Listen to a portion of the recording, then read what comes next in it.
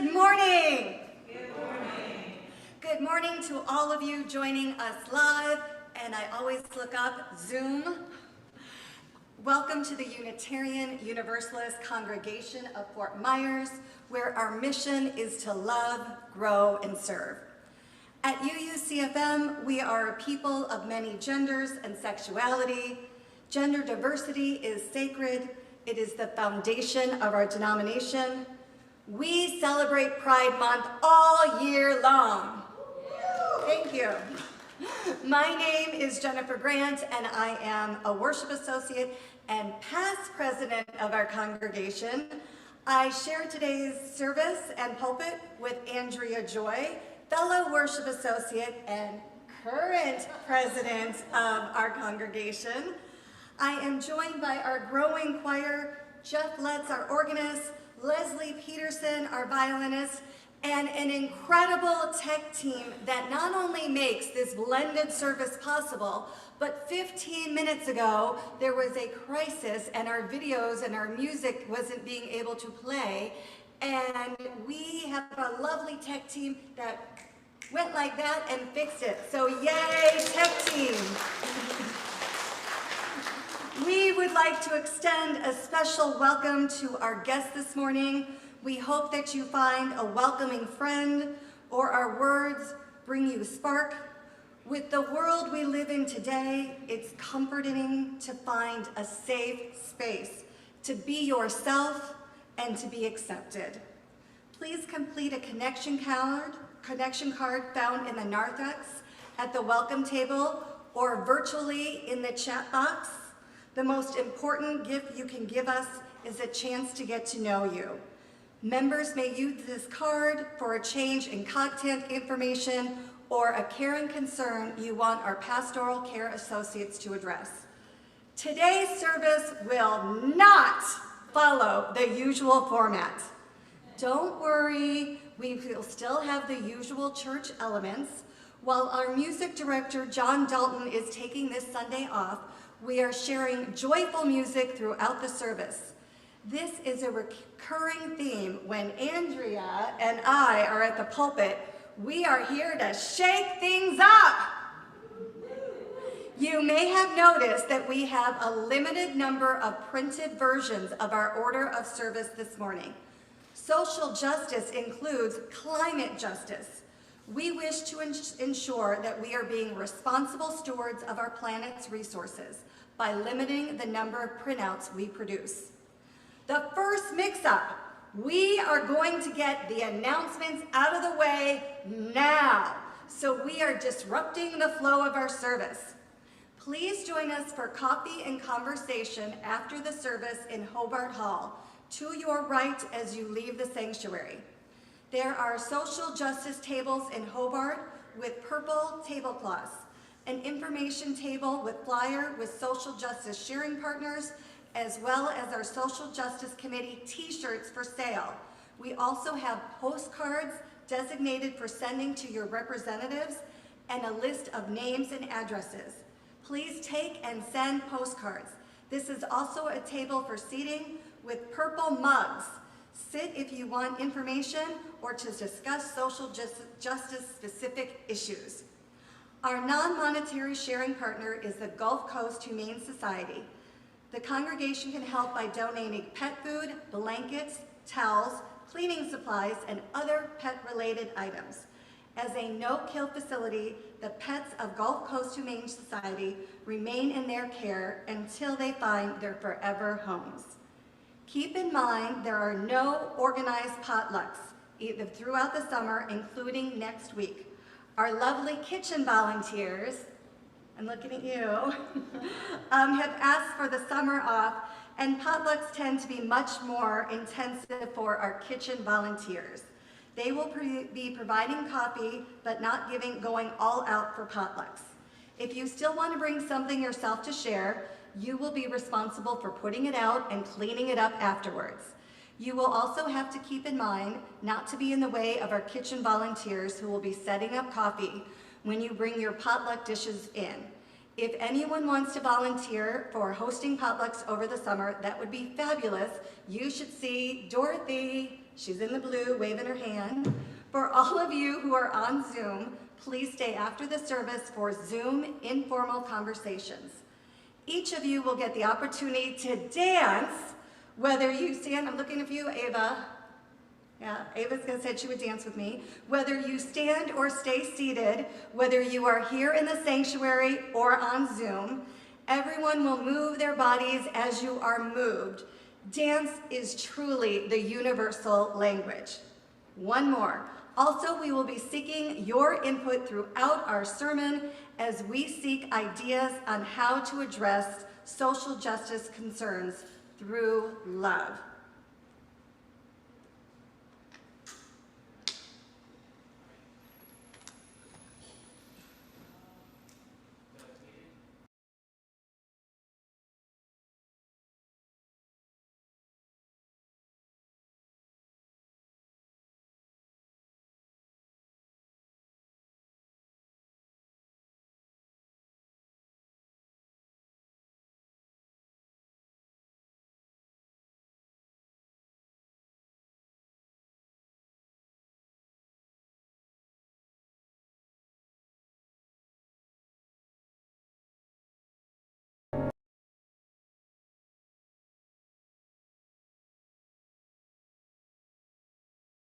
We light this chalice for love, a love that sees the brokenness in the world and still chooses to show up.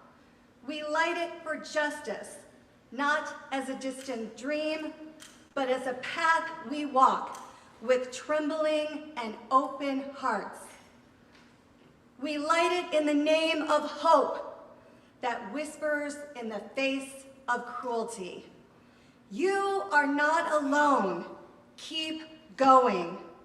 In this moment of struggle, when fear shouts, when hate builds walls, we gather not to turn away, but to turn toward each other, rooted in the faith that can still rise. May this flame be our promise to love boldly, to work for justice tirelessly, and to never give up on a world made whole. Please join me for our covenant. And please rise and embody your spirit. Love is the spirit of this congregation, and service its law.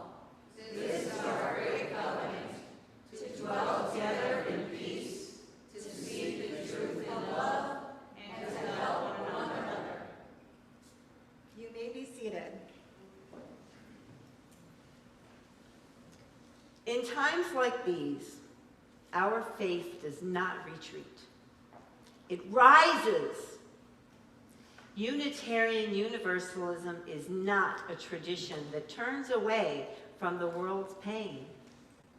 It is a living faith, rooted in covenant and shaped by generations of activists and prophets, people who believe that revelation is ongoing, that every person carries a spark of the divine, and that giving life the shape of justice is the work of our hands and of our hearts.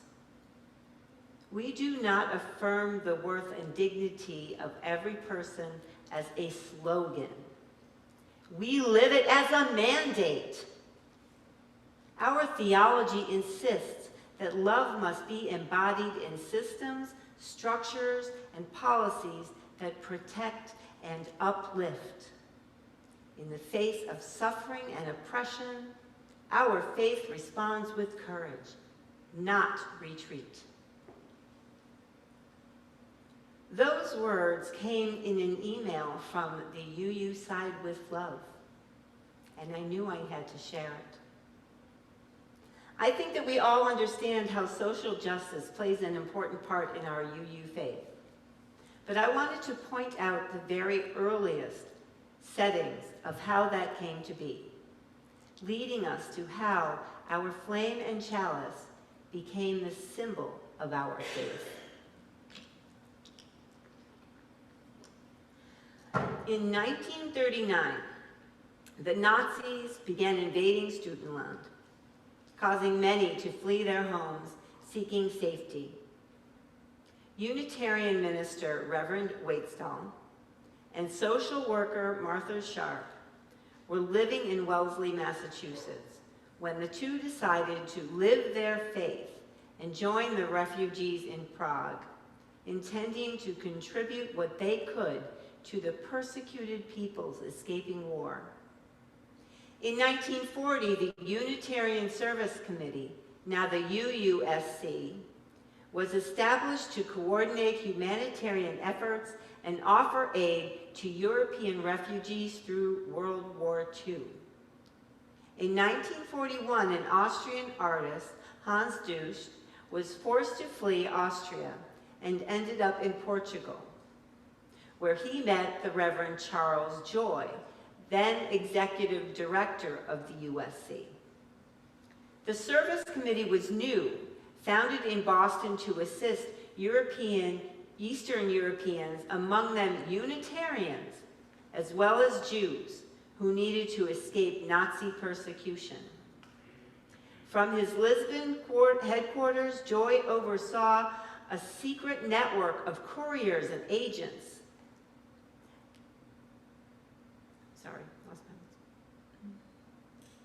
Of couriers and agents. Joy asked Dusch to create a symbol for their papers, telling the artist that he needed to make them look official, to give dignity and importance to them, and at the same time symbolize the spirit of our work.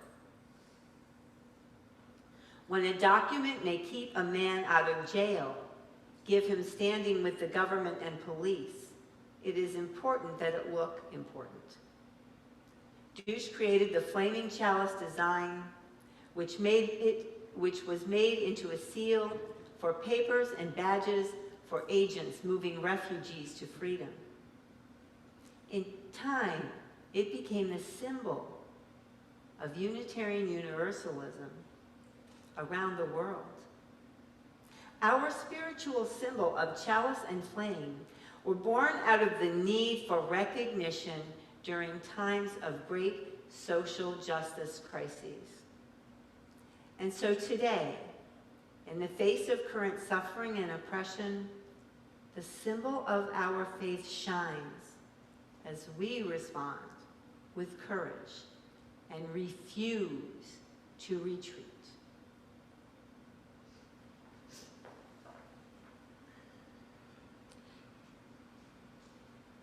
Each week, we are invited to come forward and place a stone to symbolize your intentions, reflections, prayers, joys, sorrows, or milestones in your life.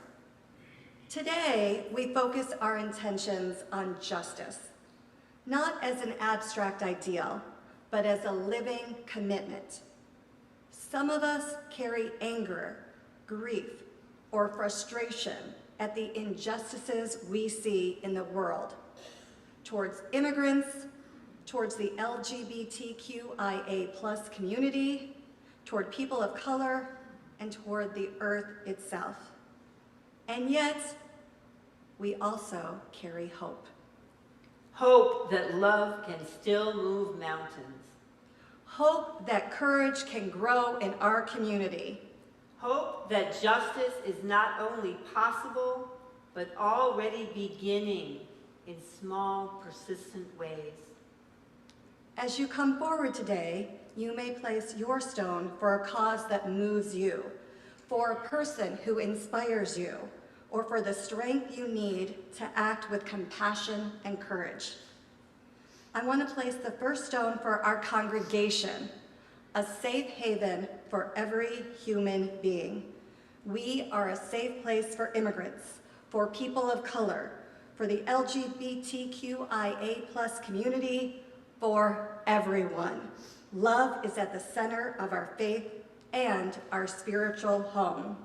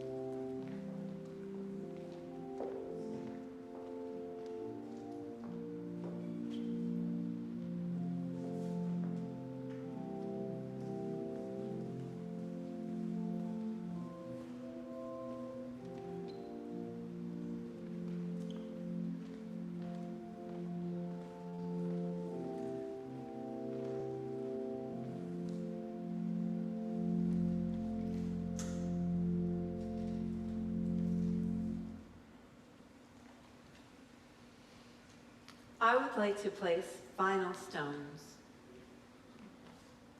for racial justice.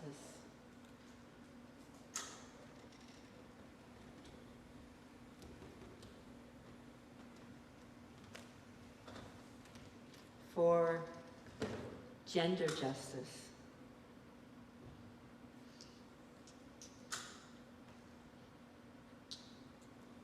For climate justice. And one for all the things that are left unsaid within our hearts, minds, and spirits.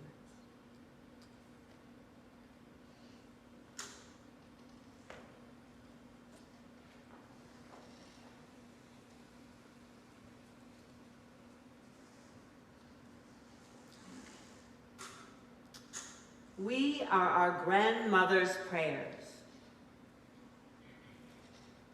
We are our grandfather's dreamings.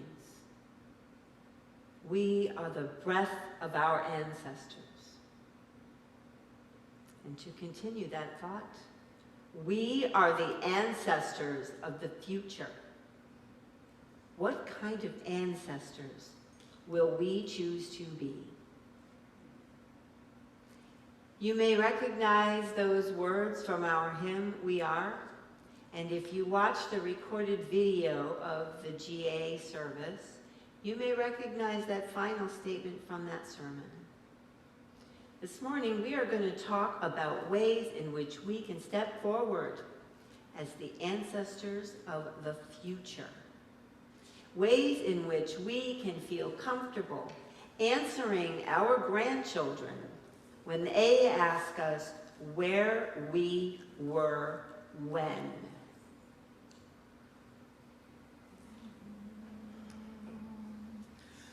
For each child that's born, a morning star rises and sings to the universe who we are.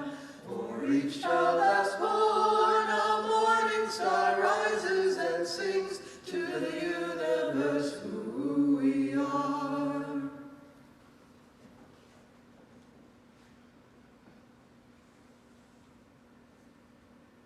Every day, a child is born who is marginalized or oppressed, born into communities that face systemic discrimination, such as Black, Indigenous, or other people of color. Racial injustice is alive and well in Lee County. In early 2025, in response to federal pressure against race-based decision-making, the Lee County School District eliminated its DEI office, reassigning its director to continuous improvement. This move sparked concerns from community leaders, including the first minority school board member who warned, how can you teach a child if you don't understand their background, their culture?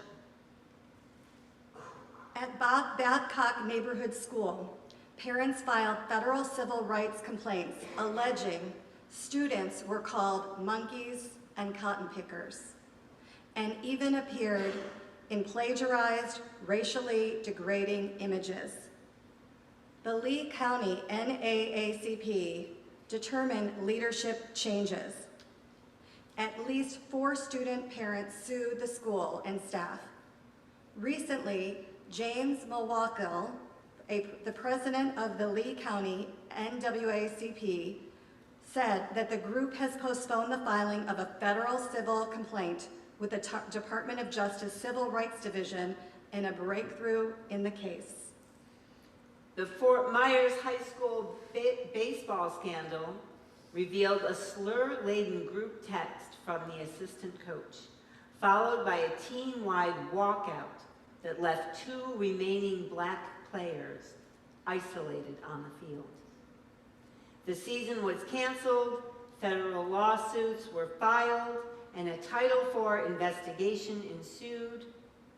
These school-focused events reflected broader, unaddressed pattern of racial hostility within the Lee County educational system.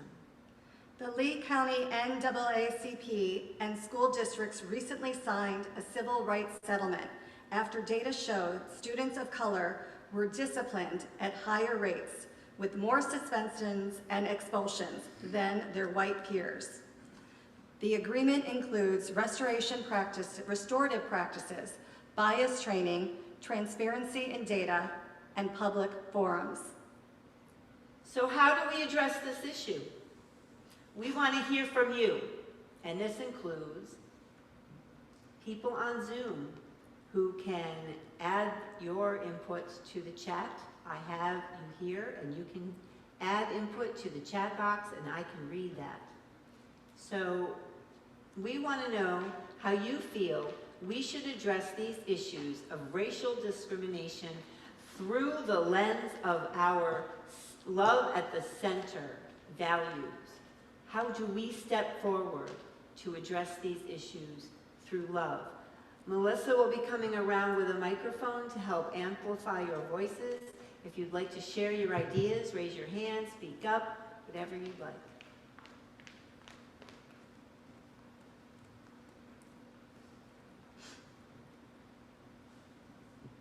Hi. Maybe we should invite some of these groups in and ask them, how can we help them? What suggestions do they have?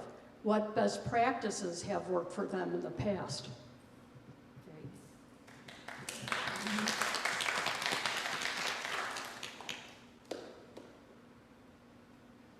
Anyone else?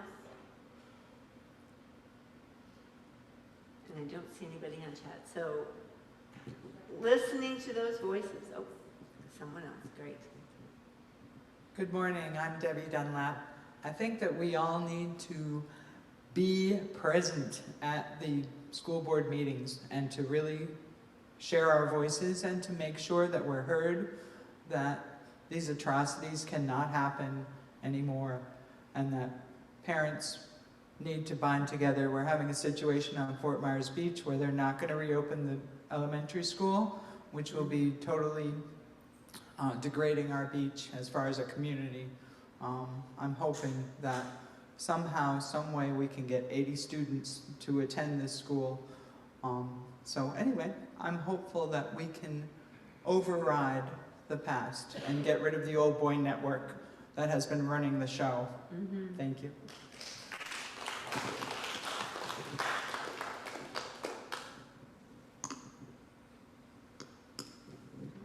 Anyone else? New on the block, don't know, or returning to the block.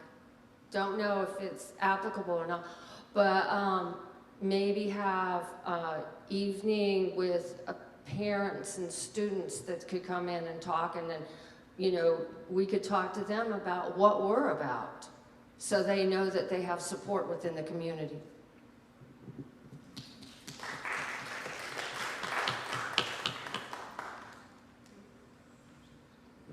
Good morning, my name is Kristen. New on the block. Be the voice, be the marketing posts, help out others that don't speak for themselves. We could be their voice. Thank you. Anyone else?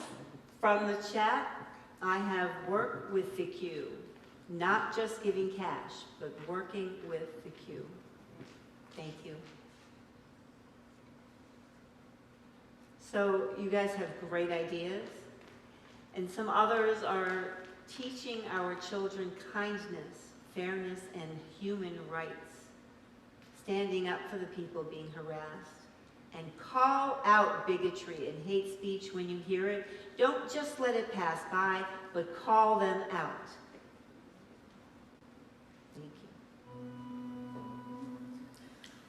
For each child that's born, a morning star rises and sings to the universe who we are. For each child that's born, a morning star rises and sings to the universe who we are. Every day, a child is born who is marginalized or oppressed. LGBTQIA+ children grow up in unwelcoming families, communities, and environments. Every day, LGBTQ+ youth experience family abandonment and rejection after coming out to their families. This rejection can range from subtle forms, like when kids notice emotional distance or dismissal, to more extreme actions, such as being physically abused, verbally abused, or disowned, or even being kicked out of the house. According to research, 44% of LGBTQ+ youth in state custody report that they were removed, ran away, or were kicked out of their homes for reasons directly related to their identity. This overrepresentation in foster care and juvenile systems reflects a need for a societal shift in ways we view rejection of LGBTQ+ youth. Family rejection isn't simply about disagreement. It places youth in direct physical, emotional, and psychological danger. Many of these children turn to substance abuse, suffer depression, and often become suicidal. The Trevor Project 2024 National Survey found that 39% of LGBTQ+ young people seriously considered attempting suicide in the past year, including 46% of transgender and non-binary young people. LGBTQ+ youth of color reported higher rates than white peers. More than 1 in 10, 12% of LGBTQ+ young people attempted suicide in the past year. Trans people across the United States are feeling increasingly unsafe. Not because of who they are, but because of the climate being created around them.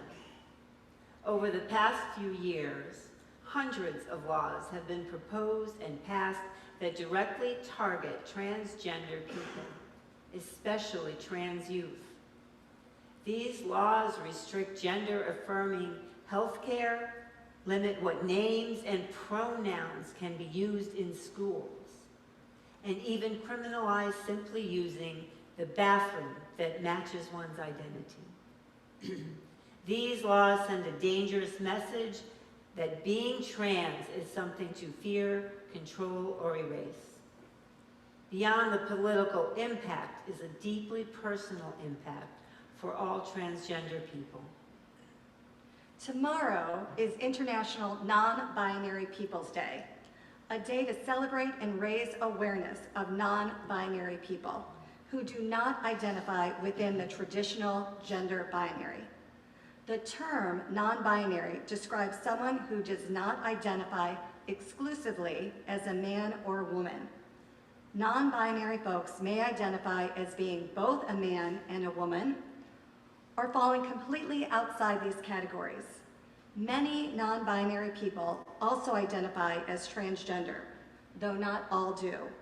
Many consider themselves gender fluid, sliding into whatever feels right for them. While American culture may reinforce the notion that gender exists as a strict binary, we know that there is so much more to it. Non-binary people show us every day that knowing one's true self and identity is a powerful thing that no one can strip away. However, all of those laws targeting transgender individuals affect those who are non-binary, and non-binary will become the next buzzword with those politicians seeking to erase anyone who is not like them. And Melissa's going to be getting her steps in this during this service. The question again to all of you, how do we address this issue with love? We want to hear from you. Melissa will pass around the microphone within the congregation, and Andrea will be checking out all the voices heard through the chat. Okay. I can read the chat ones here. We can educate ourselves. We can learn about the experience of people whose cultures are unfamiliar with us. I think that was for the last one, but that's a very important one. We have books for children in our Freedom to Read library. This would be a great day to check those out. A great way to support LGBTQIA plus kids is to support Pink Haven. Going to school board meetings. Do we have? Okay, hi. I'm just gonna start really quick. I'm Casey. I'm actually non-binary. I haven't told anyone. I mean, I haven't told you guys. I haven't told you guys. Ooh, that's loud. Okay. But yeah, I actually use she, they pronouns. And something that I like to do is if I see someone that is going against their gender norm, I go out of my way to compliment them. So I'm always like, I love your nails. Oh, I love that skirt, because that helps them feel better in their identity. So yeah, that's just a little thing that I do every day. So yeah. You're so nice, Casey. Thank you, Casey. I'm going to piggyback off of that because I've been taking music classes out at FSW, Florida Southwestern, and one of the students that's been in classes with me sometimes appears masculine, sometimes appears feminine, wears pants, wears skirts. And I introduced myself to this individual after a while and said, "Hi, my name is Lesley. My pronouns are she and her. May I ask what your pronouns are?" And this individual used he and they, but he thanked me for asking. So instead of just coming up to somebody and not being sure how to address them, just ask them how they would like to be addressed and then respect that.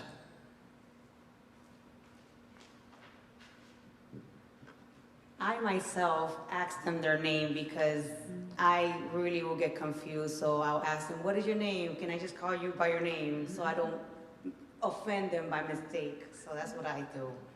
The name was ambiguous. Anybody else?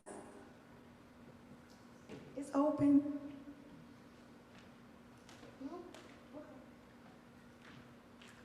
And I have here to work closely with Visuality, not just with Cash. And we have Visuality here today to speak to us. And ask schools to initiate effective anti-bullying programs.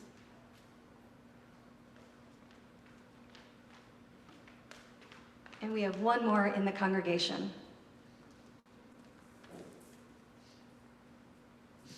I'm sorry, I think a little slow. We have this course, Transforming Hearts, that's open Yes. to the congregation. Educate, educate, educate.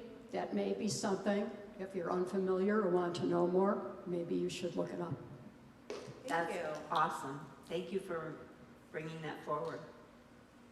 I think we had a lot of things that people said, both online and in the sanctuary, about being a role model for kindness and inclusion and respect pronouns.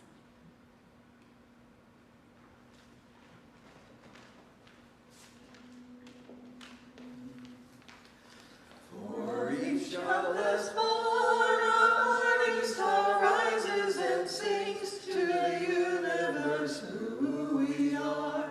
For each child that's born, a morning star rises and sings to the universe who we are. Every day, a child is born who is marginalized or oppressed. Girls are growing up in extremely patriarchal societies. What is happening right now in the United States for girls and women is deeply frightening. And it's not just isolated events, but a growing pattern of control, violence, and erasure. Since the overturning of Roe v. Wade in 2022, millions of women have lost access to safe and legal abortion.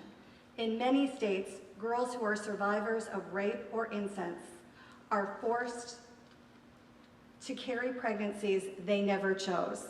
Some women have nearly died because hospitals delayed care, fearing prosecution under new laws that criminalize doctors for performing life-saving procedures.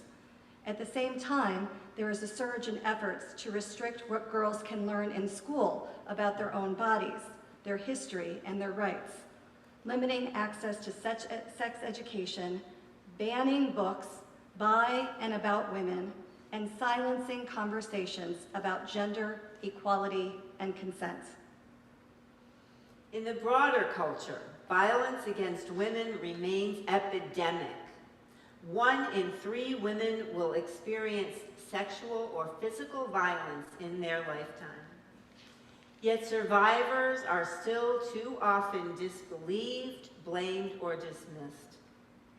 In politics, women's rights are being rolled back under the guise of protecting children or preserving tradition, while the voices and leadership of women, especially women of color, are met with hostility, online harassment, and real-world threats.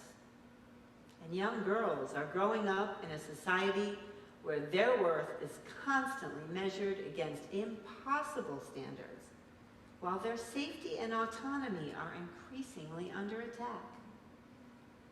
What makes this especially chilling is how normalized it's becoming, how quickly people are told to move on or accept these losses as political disagreements. This is a coordinated effort to strip away the rights, dignity, and agency of half the population. How do we address this issue with love? We want to hear from you.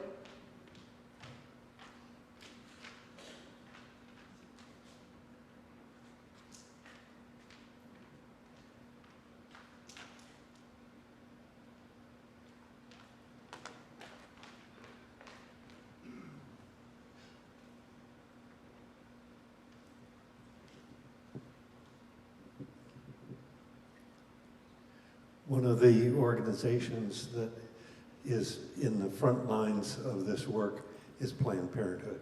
Mm-hmm. Planned Parenthood of Southwest Florida started in this sanctuary, in this congregation. And we have been supporting it as part of our community sharing partner for a long time. It is time for us to support Planned Parenthood in a way that we haven't in the past with our contributions, and to volunteer in any way possible to help them with their programs. They've got people out front just hassling people all the time, coming and going for service at Planned Parenthood. And so that is one way that we can be really concrete in what we're doing to help people locally. Thank you. Also spreading the word. Not a lot of people know about Planned Parenthood. So if we spread the word, we can help a lot of women with their situation. That's how I feel. Anyone else? Oh. Close by. Thank you. And this goes to women's physical safety, and I am addressing primarily the men who wish to be allies towards women. Please be aware that women, those who have grown up, those who exist in a female body, have been trained from an early age to move through the world in a very different way than you have. We have been trained since we were young to be concerned about our physical safety. We've been trained to be hyper-vigilant when we go out into a parking lot at night, perhaps to hold our keys between our fingers to be able to fend off an attacker. It is a very emotionally exhausting thing for a woman to, or a person in a female body, to have to move through the world with. Recent survey showed that women would prefer to meet a bear in the woods than a strange man, because they know how the bear is likely to react and might be able to be quiet and have him go away, but not sure how a strange man might react. That's really very deep food for thought there.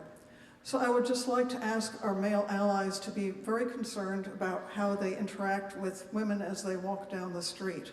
For one thing, please, when you pass an attractive woman, don't tell her to smile.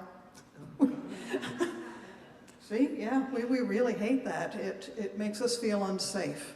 So please be supportive, and when women tell you that there are things that they're uncomfortable with, believe their lived experiences. From Zoom, we have show others the type of respect that you expect to receive. And I'd like to mention that men who wish to show solidarity, you need to refuse to accept misogynistic words from others. When you hear something, you speak out against it. You don't let it just, oh, well, that's him. Speak out. And we need to listen to women's voices. Support female-owned businesses, artists, musicians, and authors.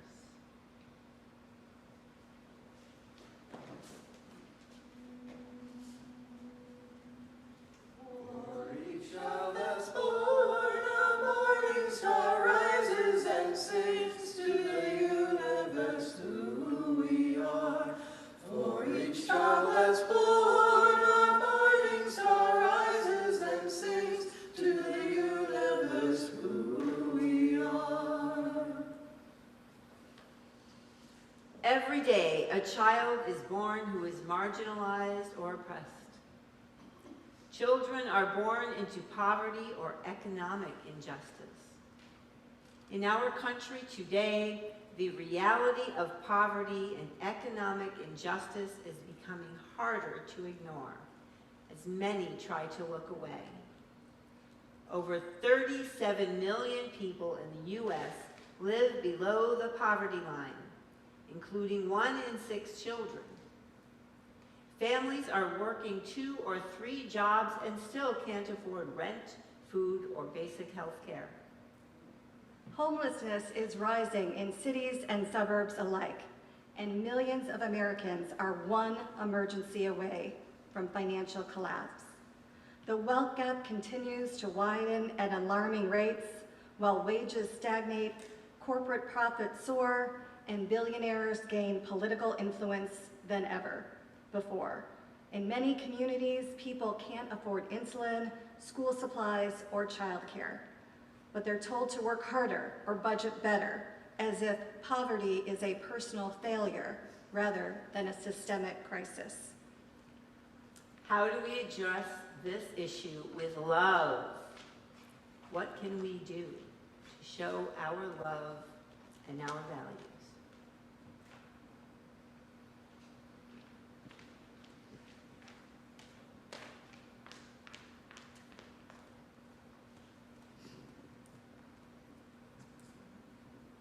I don't know the correlation, but it is very strong between supporting local journalism and protecting against developers and corporations, because it's a local journalists that go to the commissioner meetings and the city council meetings. We can also show up, like Life has been very good in the past in doing, but supporting our local journalists is very important. Thank you.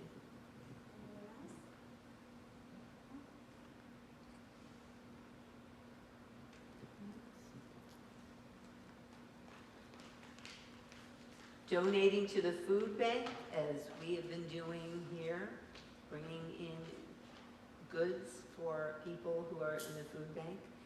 Support the SFM food pantry, that's what we've got here. And also working in the soup kitchens or any other place that you find, the shelters.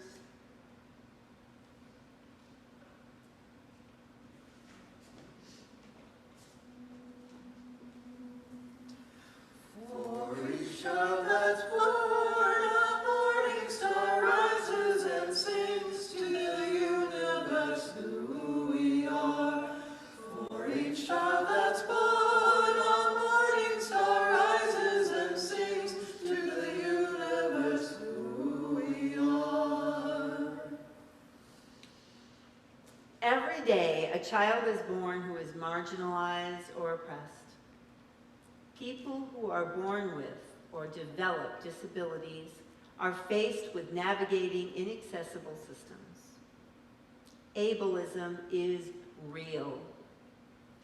Ableism is the process of favoring, fetishizing, and building the world around the most imagined, idealized body, while discriminating against those bodies perceived to move, see, hear, process, operate, look, or need differently from that vision.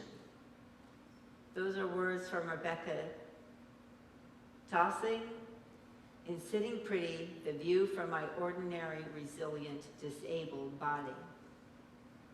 So often we hear about a disabled person who has overcome their limitations. We see videos of people doing things their bodies don't appear to be able to do. Posters about overcoming disability. Those are the fetishism of disabled people. Those are taking one individual's accomplishments and turning them into generalization, turning them into an inspiration to uplift others and make you feel better. In reality, it turns into victim shaming, allowing others to look at you, at the disabled, and say, why can't you do what that person did? Or even, you must be doing something wrong if you're disabled. Buildings have steps, but no ramps or elevators. Buildings will have no accessible bathroom facilities, including no place to change adults who wear diapers, including no or claimed accessible restrooms that don't have enough space to turn a wheelchair around. Store aisles are too narrow or overcrowded with merchandise for wheelchairs to maneuver through. A wheelchair user is moved without their permission. A person having an attendant or caregiver pushing their wheelchair is ignored, and the people speak only to the person pushing the chair as if the one in the chair is not capable of conversation.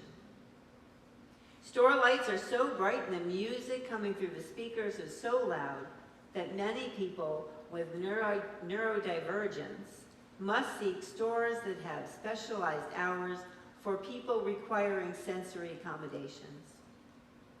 People with intellectual disabilities are 7 times more likely to become the victim of sexual assault. People with disabilities can be forcibly institutionalized. Children with learning disabilities are told that they will never amount to anything. A person's opinion is dismissed because they're on the spectrum.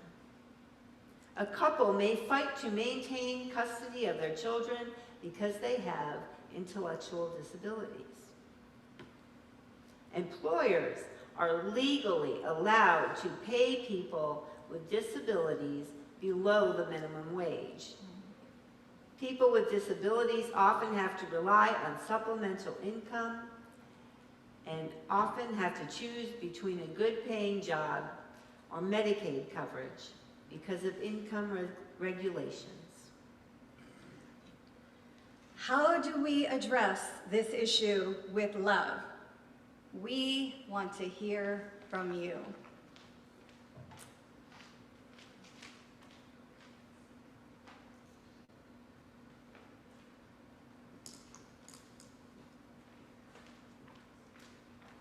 I'll read what I have here from Zoom. Believe those who say that they experience systemic oppression, learn the impact of belonging to multiple oppressed groups. Please make opportunities for them to speak and be heard. Learn what micro and macro aggressions are, and when others use those, speak out. And don't make a judgment based on how somebody looks, whether they have a disability or not. Yeah, don't judge a book by its cover, right?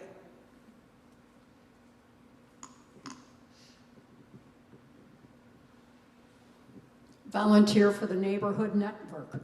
There are a lot of people. It's a good organization, and I'm sure there's ways we can help using our time.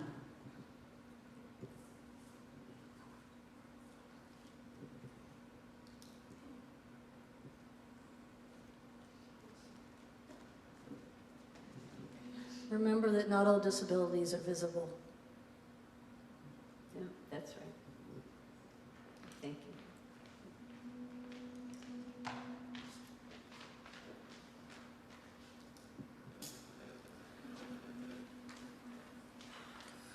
For each child that's born, a morning star rises and sings to the universe who we are. For each child that's born, a morning star rises and sings to the universe who we are.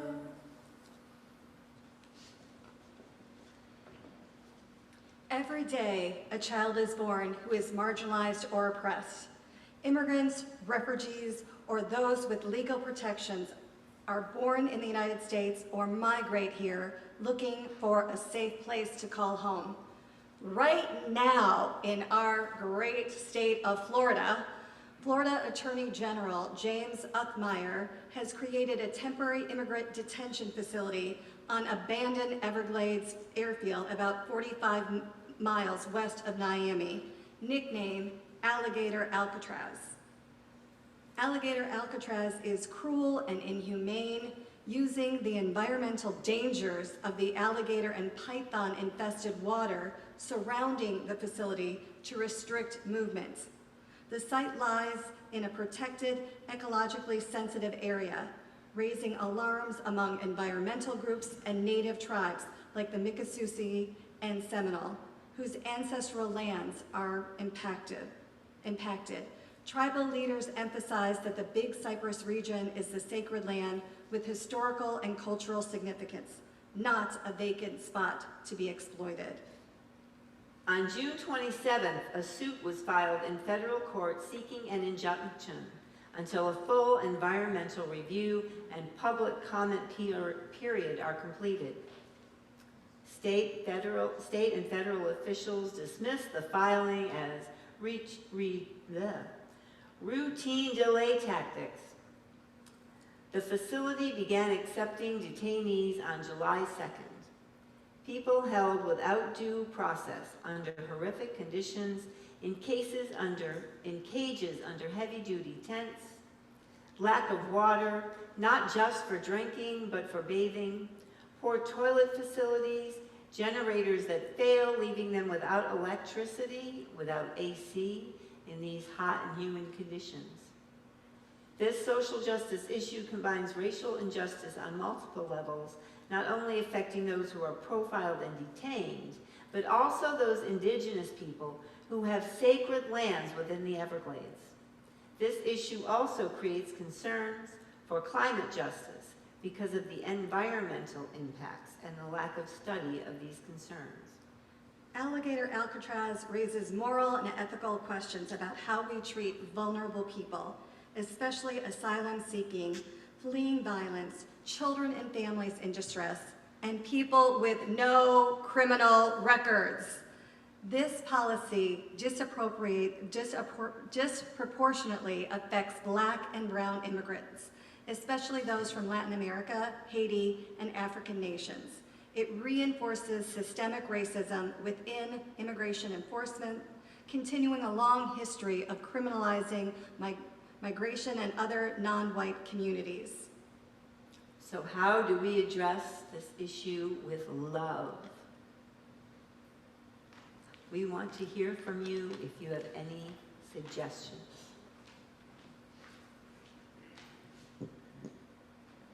I have here support immokalee workers. Anyone?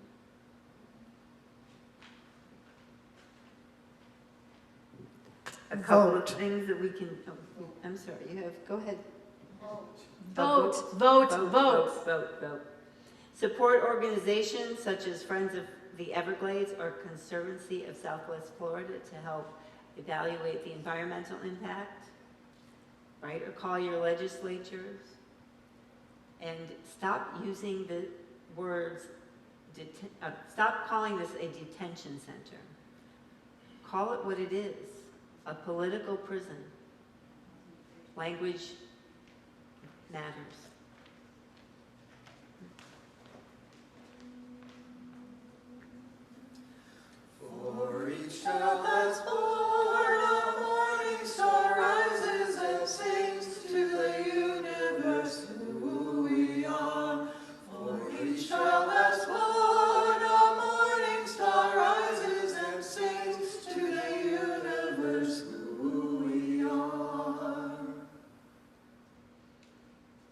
day, a child is born who is raised in an activist household. Children whose parents were involved in civil rights, LGBTQIA+ rights, labor rights, climate justice, or peace work. People who grew up learning the language of justice, equity, and compassion. People who have deep empathy and awareness. Every day, a child is born with a strong sense of fairness and empathy, even if they don't belong to an oppressed group themselves. They become allies, accomplices, advocates. Sharing love and bringing joy into social justice work is not just possible, it is essential. Joy sustains the movement. Love gives it meaning. And together they transform what could be heavy into something deeply human and hopeful. Here's what we can do. Build relationships, not just movements. Share meals, break bread, ask people for their stories, not just for their needs. Celebrate each other's languages, music, holidays, and traditions. Center marginalized and oppressed voices. Let love begin with listening and making space. Create joyful resistance. Use music, dance, poetry, and color at rallies and vigils. Host community celebrations of cultures and stories. Joy is resistance. Make space for kids to play and people to laugh, even in the midst of struggle. Practice radical hospitality. Offer sanctuary of support for those seeking it. Create welcoming teams for the marginalized and oppressed in our town, communities, and churches or schools. Help folks navigate systems, court dates, job searches, healthcare with compassion, not charity. Speak out with compassion. Write letters to the editors, sign petitions, call lawmakers with stories and heart, not just facts. Remind the public marginalized and oppression isn't a problem. It's a human experience full of love, courage, and hope. From this point forward, at every resistance and social justice protest, I want everyone who is in town and able to show up wearing their purple or green social justice UUCFM t-shirts and establish a meeting place so our bodies can be our strong message against any type of injustice. Bring it into worship and spiritual practice. Light a chalice or candle for marginalized or oppressed people. Offer prayers, blessings, or meditations on courage, safety, and belonging. Include stories of immigrants in sermons or readings. Let love guide the narrative. Through all of these things, all of these ideas, including and especially the ones you yourselves presented, we become warriors for our democracy and what is right. I'd like to share here a quote from Robert Reich in a post I found just this morning. In these ways, being a warrior for democracy enables us to remain hopeful and strong in these cynical times. Being a warrior for justice, for the rule of law, for equal political rights, for human rights, enables us to find meaning and purpose in these dark times. Being a warrior against brutality, bigotry, and cruelty enables us to lead honorable lives in these dishonorable times. Being a warrior against tyranny enables us to be on the right side of history. So as we examine all of these social justice issues from the Unitarian Universalist perspective, from a caring human perspective, from the perspective that every individual has inherent worth and dignity, we express ways in which we identify what kind of ancestors of the future we wish to be. By reaching out and creating ways in which we show our activist selves, we show our grandchildren who we were when. Our next video is a unique Juneteenth performance by Sweet Honey in the Rock of the wonderful hymn that was based much of the sermon around. And you can follow along the video. It's also in the teal hymnal. It's hymn number 1051. We are with Sweet Honey in the Rock, and feel free to stand or rock and roll as you are able, and you can do the dance movements that I've been doing.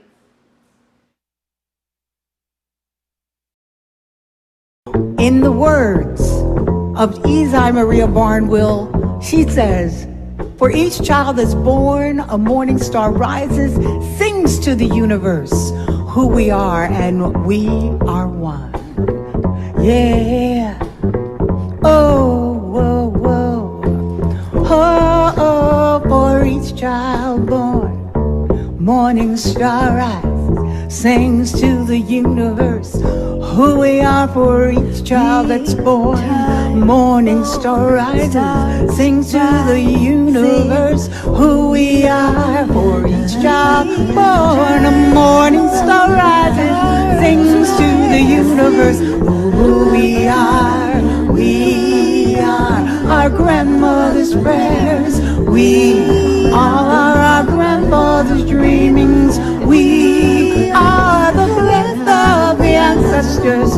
We are the Spirit of God. We are mothers of courage, mothers of time, daughters of dust, sons of great visions. We're sisters of mercy, brothers of love, lovers of life, builders of nations. We're seekers of truth, keepers of faith, makers of peace, wisdom of ages. We are our grandmother's prayers. We are our grandfather's dreamings. We are the breath of the ancestors. We are the Spirit of God. We are one. We are one. We are one. We are one. We are one. We are one. We are one. We are one.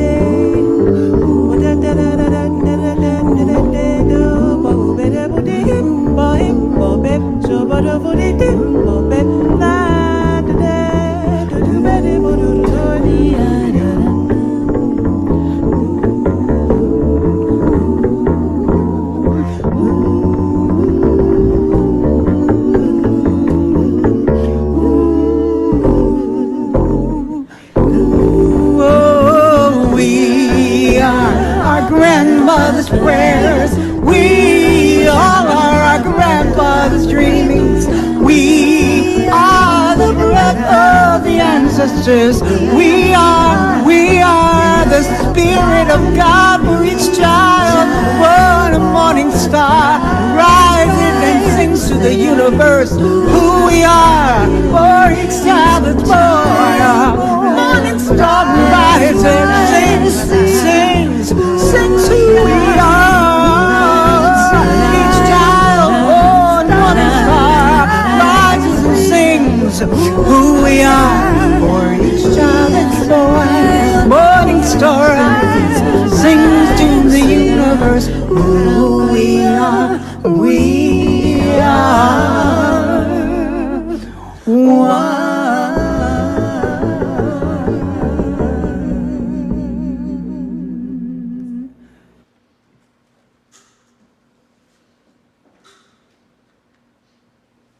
As we come together in the spirit of generosity, we are reminded that our gifts extend beyond financial contributions. Each of us carries unique talents and valuable time that can greatly enrich our community, whether it's lending a helping hand, sharing a skill, or offering a kind word. Your contributions in every form are a thread that weave the fabric of our shared experiences. And one of the ways we can liven our spiritual values is making them real in form of financial contributions. Every month, we also donate funds to a local community organization who shares their values. Our community sharing partner this month is Visuality. Steve Marcantonio is the VP of Visuality. Please join us to speak now. Let's give him a warm welcome. Oh, actually, you have to go there, Lesley. Sorry, I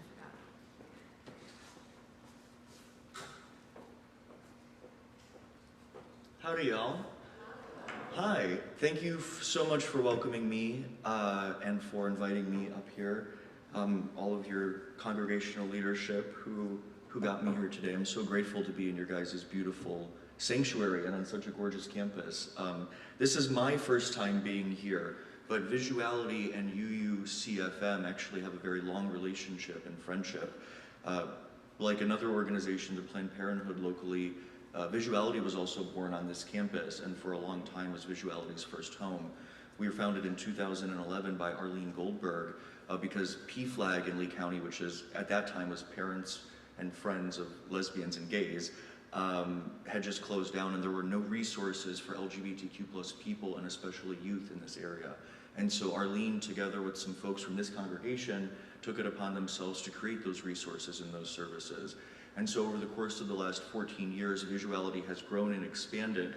So in addition to offering services and resources for youth 11 to 18, we also have mature active adult programming for 55 and up, and then also programs, events, and services for every age group in between, for folks all across the LGBTQ+ spectrum, of all ages and backgrounds and levels of resources and access. And we are able to do that through partnerships with organizations like you all. For example, we have free menstrual hygiene products that we provide in our all-gender restrooms. Those are provided by the National Organization for Women Lee County, specifically their Reproductive Access Coalition. We have really strong relationships with both of the UU churches locally and St. John the Apostle Metropolitan Community Church. And one of y'all's board members, actually, Mary, I don't think she's here, but I'd love to shout her out. Mary is actually one of our most fabulous volunteers, participates in a number of committees, and just kind of keeps that partnership really strong. And so we're grateful for her and for all of you. We have a lot going on. Every single Friday from 6 to 8 p.m. we have a youth drop-in, which is again for youth 11 to 18, and that's more free form, that's to build community. Sometimes we have programming, we have community partners come in, like the McGregor Clinic, comes in and talks about safer sex practices, all age appropriate, medically accurate, and inclusive. We have Planned Parenthood come in and give resources. We give presentations on things like consent and boundaries that are age specific. And we also have on Fridays Uplift, which is a program that I actually facilitate that is for folks 18 and up, and that's more wellness centered and focused. Things like mindfulness, grounding, healthcare and wellness accessibility, and resources, all, again, accurate and information-based. We really try to strive for that. And then our senior elder programming includes everything from a 40-plus brunch to, they just actually recently had on Broadway, there was a Sondheim performance that was all LGBTQ+ performers that we were able to stream actually live. And that was well attended, including by a couple of y'all. So we're trying to do a lot. We do show up at school board meetings. I love the suggestion of showing up all in matching shirts, because people really underestimate how powerful that can be for the people on the dais to see all of these supporters, and not even necessarily if everyone is able to speak or say their piece or maybe even bring a sign into the room. Just being able to see the numbers of people who support our community and support our efforts is extremely powerful. And so, you know, one of the suggestions that came from the Zoom was to support Visuality in ways outside of just monetary. And I'd love to invite you all to do that. If you're interested in taking a tour of our community center, the Goldberg Center is downtown, Fort Myers on 2nd Street. I'd love for you to reach out to me and we can arrange a private interview or as groups.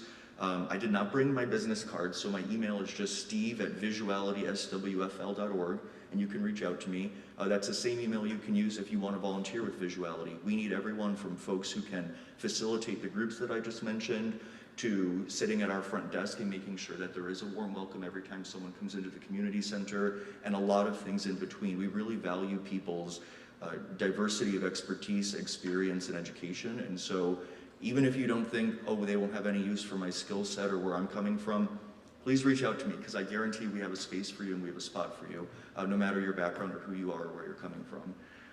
And so, yeah, I just wanted to kind of give those pieces and just say again how grateful we are for you all. This is something that you all do with us and for us a number of times a year, and it really helps. Visuality does not receive, as I'm sure you all can imagine, any state or federal grant dollars. We don't receive any Medicare, Medicaid funding. We're the recipient of one local grant, which we'll find out if we get that later on in this summer. And so we do everything we do. We're an all-volunteer organization, 11 of us on the board and between 50 and 75 volunteers, and no paid staff. And so this is all private donations, donations of materials, and donations of time. And so any and all of those things are things that I definitely welcome. We also have a need, I will shout out, toilet paper, paper towels, and we always provide snacks and drinks at the center, so that way if someone comes into the programming hungry, that's not preventing them from being able to participate. So if you are at Publix and you see a good BOGO for snacks that you think teens will like, which by the way, they like everything, feel free to pick that up and then reach out to me, and we can either pick it up or you can drop it off at the center or with me. And we're always in need of things like that. And art supplies. We have a very artistic group of youth right now, and they are burning through all the art supplies. So if you have anything extra lying around, I believe that I can guarantee that we will use it, whatever you have. Just let me know. Thank you. Thank you.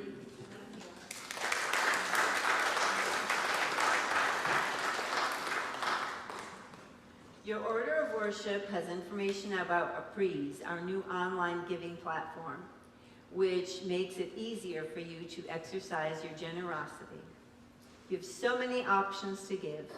You may write an old-fashioned check and put UUCFM or sharing partner in the memo line, or use an envelope and check mark your preferences and drop it into the offering basket.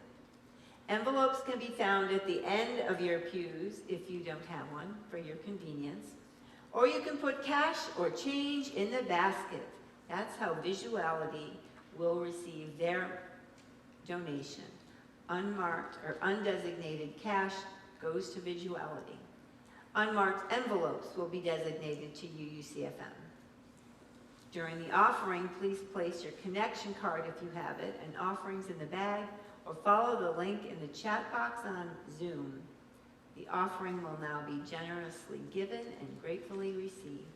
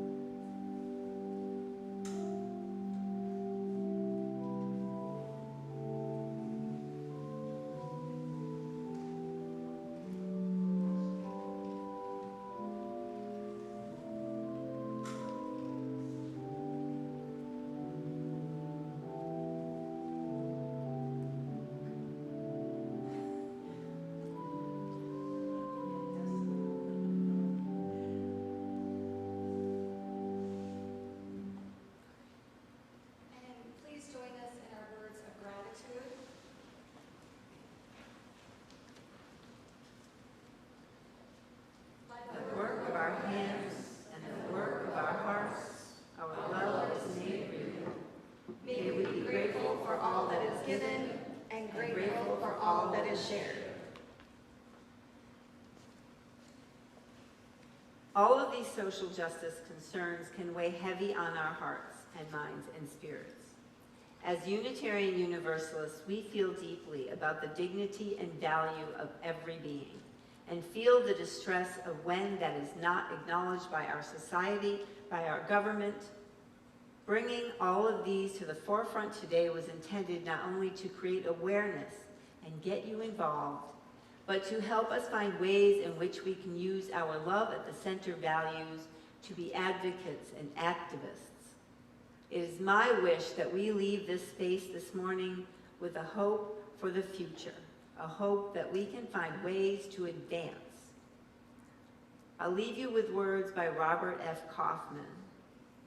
We have come together to share our deepest concerns, speaking and singing words of inspiration and hope. We have committed ourselves to do what we can to ease the burdens of those who suffer, to stand for decency and compassion. We have pledged to work for a more wholesome environment for us and for all the generations that will follow. But these are just words. The hymns we sing are just songs. All of our reflections are just idle thoughts. When we convert them into a loving, responsible action throughout the week, then and only then will this morning become what we want it to be, a time of worship.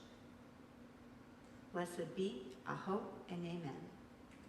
Thank you so much for being with us and for so very long. We did not expect everybody's input to have taken us this long today. So our final video expresses our desire to turn the world around to being a more just world. Now, if you want to join in, you can join in on hymn 1051, but we're going to actually, you can sing us out as we leave the sanctuary.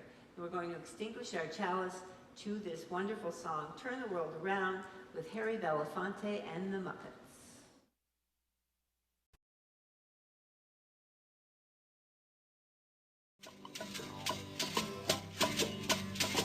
We come from the fire, living in the fire, go back to the fire, turn the world around. We come from the fire, go back to the fire, turn the world around. We come from the fire, living in the fire, go back to the fire, turn the world around.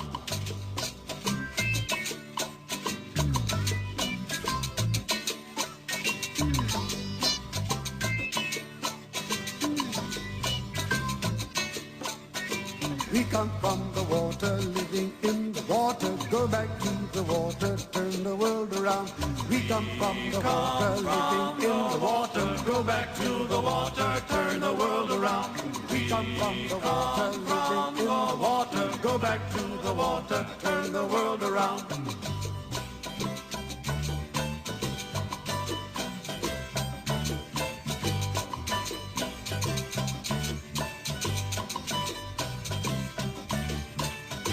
We come from the mountain, living on the mountain, go back to the mountain, turn the world around. We come from the mountain, living on the mountain, go back to the mountain, turn the world around. We come from the mountain, living on the mountain, go back to the mountain, turn the world around. Whoa, oh, so is life. Ah-ha, so is life. Whoa, oh, so is life. Ah-ha, so is life. Do you know who I am? Do I know who you are? See we one another clearly. Do we know who we are? Do you know who I am? Who I am? See we one another clearly. Do we know who you are? Do you know who I am? Do I know who you are? See we one another clearly. Do we know who we are? Whoa, so is life, Abatiwa. So is life. Whoa, so is life, Abatiwa. So is life. Water make the river wash the mountain. Fire make the sunlight turn the world around. Heart is of the river, body is the mountain. Spirit is the sunlight, turn the world around. We are of the Spirit, truly of the Spirit. Only can the Spirit turn the world around. We are of the Spirit, truly of the Spirit. Only can the Spirit turn the world around.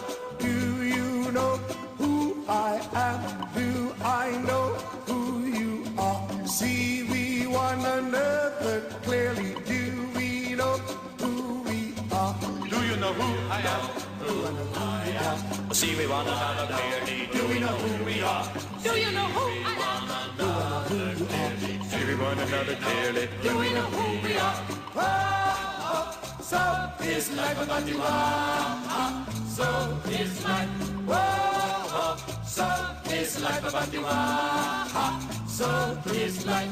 Oh, so is life about you are. So is life. Oh, so is life about you are. So is life. Oh, so is life about you are. So is life. Whoa, so is life about you are.